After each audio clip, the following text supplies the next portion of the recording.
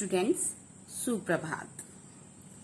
आशा है कि आप सभी लोग स्वस्थ होंगे, घर में होंगे। आपके अवकाश से पहले हमने व्याकरण में भाषा बोली लिपि का अध्ययन किया था।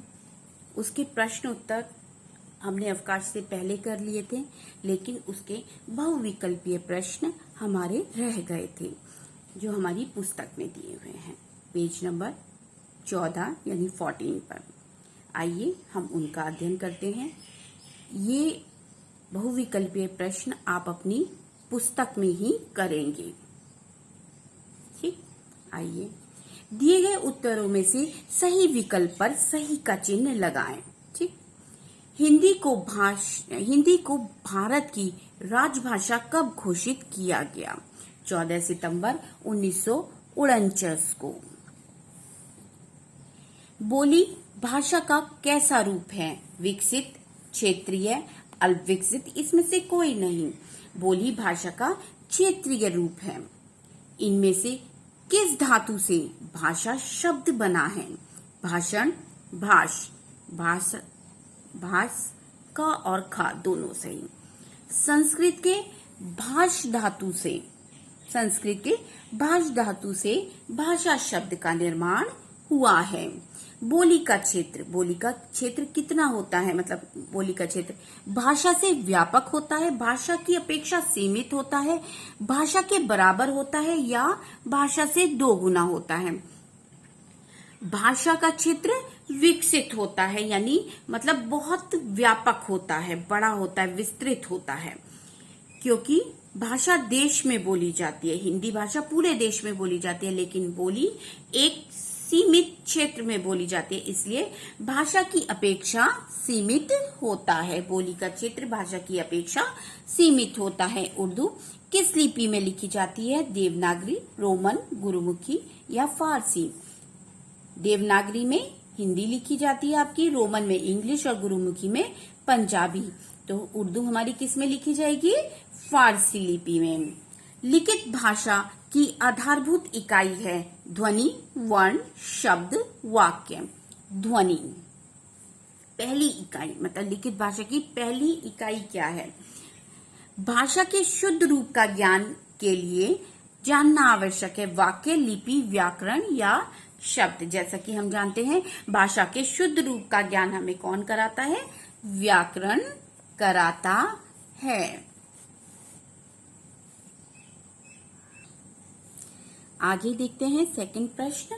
निम्नलिखित रचनाओं के रचनाकार और भाषा के नाम पता करके लिखिए। पहली लाइन में रचनाएं, रचनाकार, व भाषा। ठीक, महाभारत वेद व्यास। महाभारत किसने लिखी है? वेद व्यास जी ने लिखी है। किस भाषा में? संस्कृत भाषा में। रामायण वाल्मीकि जी ने लिखी है। किस भाषा में? संस्कृत भाषा में। सूरसागर के रचनाकार कौन है? सूरदास। और किस भाषा में लिखी गई है सूरसागर? ब्रज भाषा में। कुरुक्षेत्र एक काव्य है, मतलब जैसे काव्य गद्य नहीं है, वो काव्य है। कुरुक्षेत्र रामधारी दिनकर ने लिखी है। इसके रचनाकार कौन है? रामधारी दिनकर, और हरियाणवी भाषा में लिखी गई है।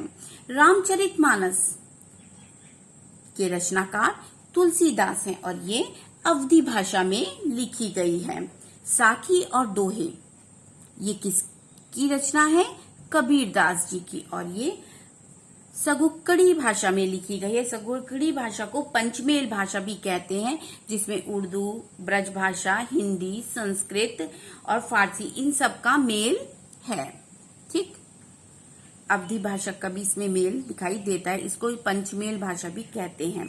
झांसी की रानी के रचनाकार वृंदावन लाल वर्मा जी हैं और ये हिंदी भाषा में लिखी गई है। तीसरा प्रश्न हम देखते हैं। सही कथन के सामने सही और गलत के सामने गलत का चिन्ह लगाएं। बोली को किसी भी लिपि में लिखा जा सकता है? गलत। व्याकरण भाषा के गलत रूप का ज्ञान कराता है? ये गलत है। व्याकरण भाषा की शुद्ध रूप का ज्ञान कराता है, नियमों का ज्ञान कराता है। सर्वप्रथम लिखित भाषा का उद्भव हुआ है। उद्भव मतलब जन्म। सर्वप्रथम लिखित भाषा का जन्म हुआ है, नहीं। सर्वप्रथम मौखिक भाषा का जन्म हुआ होगा, तभी मौखिक भाषा को हमने लिखित रूप दिया। ये गलत है आपका। हम भाषा के मौखिक रूप में बातें करते हैं, ये सही है। अंग्रेजी की लिपि देवनागरी है, नहीं। अंग्रेजी की लिपि रोमन होती है, इसलिए ये वाक्य आपका गलत है, ये कथन गलत है। अंग्रेजी की लिपि देवनागरी है, ये आपका कथन गलत है। इन सभी कथनों में आपका एक कथन सही है, वो है हम भाषा के मौखिक रूप में बातें करते हैं।